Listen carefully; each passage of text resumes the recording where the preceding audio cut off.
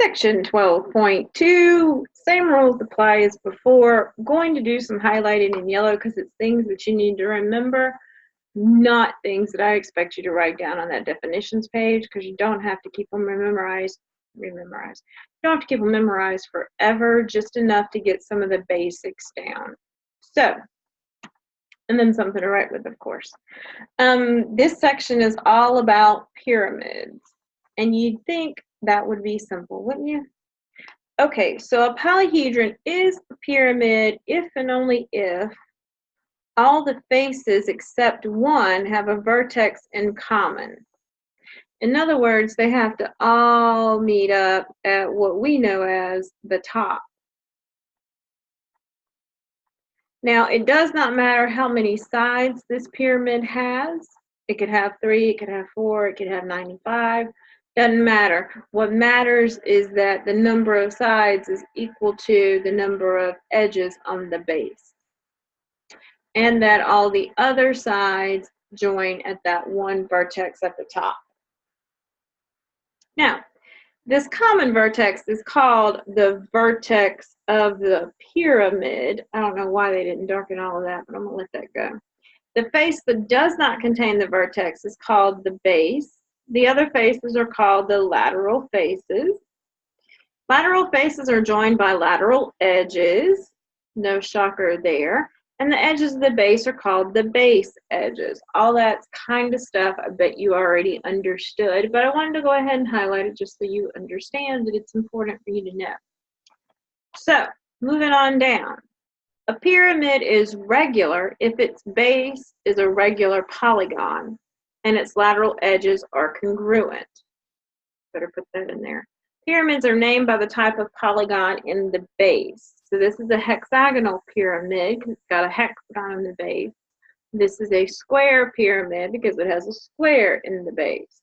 The ones that are located in Egypt are mainly square pyramids. The slant height, which is an important word that's being introduced, of a regular pyramid is the distance from the vertex of the pyramid to the base edge. The height altitude of the pyramid is the distance from the vertex to the base. So a slant height goes along a face. It's the height of a face. Whereas the altitude is the actual height of the pyramid, how tall the pyramid is.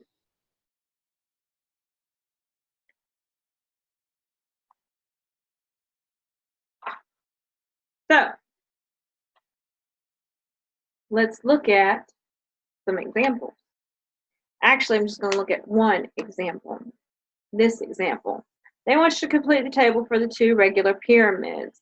All they want to know is what the vertex of the pyramid is. That would be point A. The base of the pyramid, they didn't ask for the area of the base or the perimeter of the base. They just want us to label it. It is a square, but I'm going to call it a quadrilateral for right now so I can get a symbol in there, of B, C, D, E. Make sure you go in order. The lateral faces are triangles. ADC, triangle.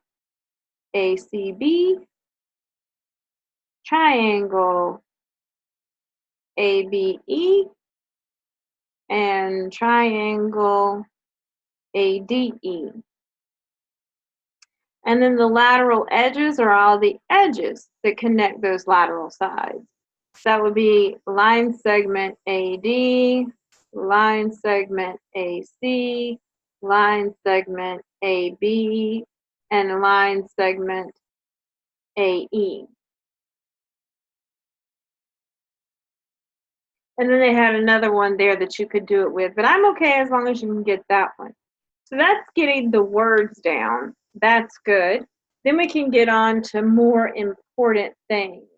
The lateral area of this regular pyramid is the sum of the lateral areas of its 4 triangular lateral faces.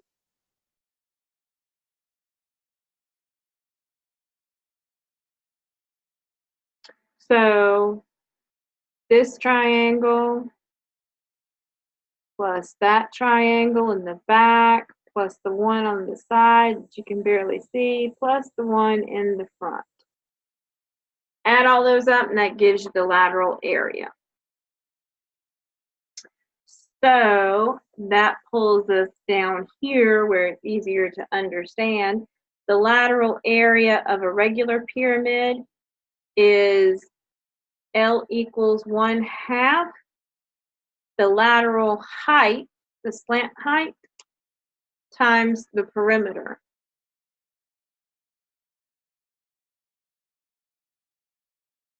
Remember, they're calling our slant height L.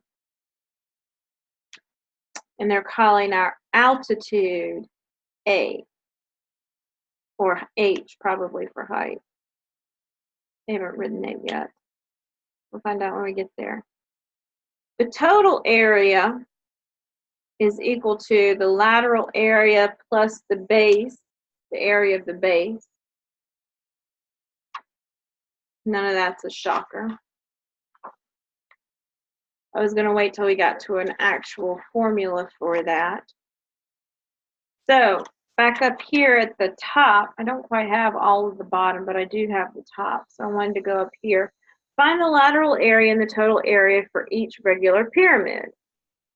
I'm going to do it for, I'm going to point it out for this one. I'm not going to go through and do it, but I am going to point it out.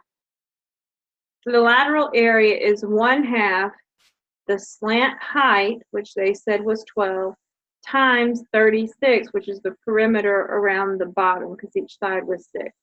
That gave them this number. The base is going to be 1/2 times 3 square roots of 3 times 36.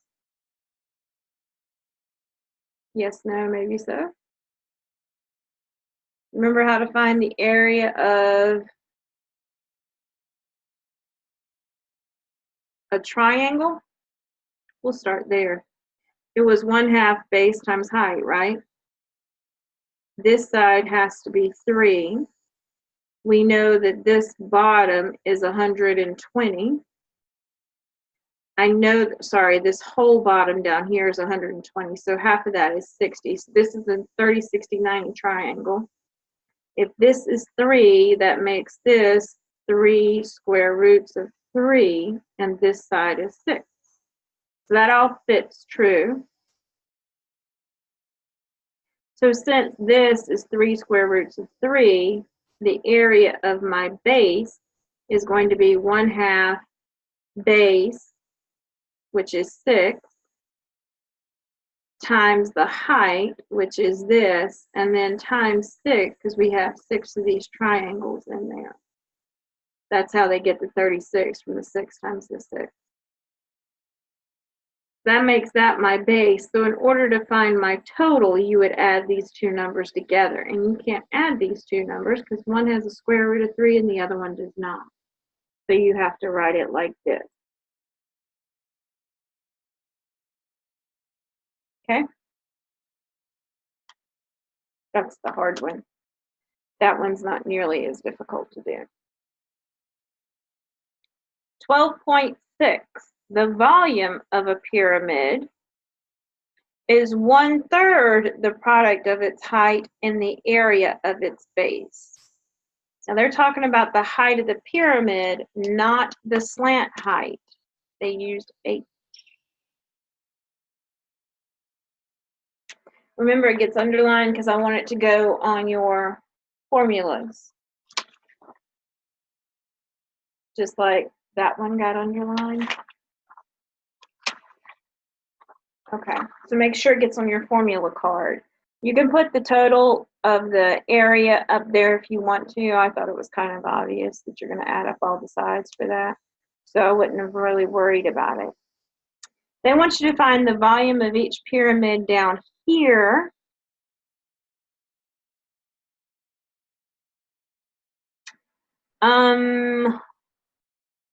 Let's do this one. It's supposed to be the harder of the two. says that the volume of a pyramid is 1/3 the product of its area of the base times the height. So I'm going to go ahead and put my 15 for my height in, and then the area of my base will go here. So the area is equal to 1/2 little b for base, which is 6, times height, which they said was 7. So 1/2 of 6 is 3 times 7, so area is equal to 21 centimeters. And this is 15 centimeters. 3 out of the 15 leaves me with 5 times 21, which is 105 centimeters square. Oh, I did take 1/2.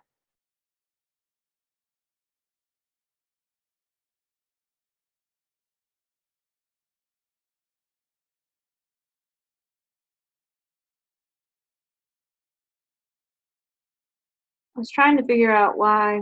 I guess they were just figuring the triangle there, not the actual base, not the actual volume. So that's the area of the base. I did get 21 for that. So 105 centimeters cubed, and this one is centimeters squared. Remember, if it's a volume, it's going to be cubed units, and if it's an area, it's going to be squared units. They wanted us to find the volume, so I found the volume, but you got to get the area of the base first. Okay, so that took care of that,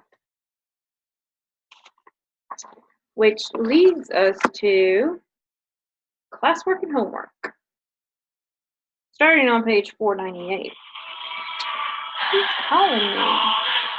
Oh, look, it's your mom. She's going to have to wait. So, classwork on page 498 is numbers 2, 6, 10, 14, and 20. And then the homework for page 498 is numbers 4, 8, 12, 16, and 22. And you'll see my hand again the next time.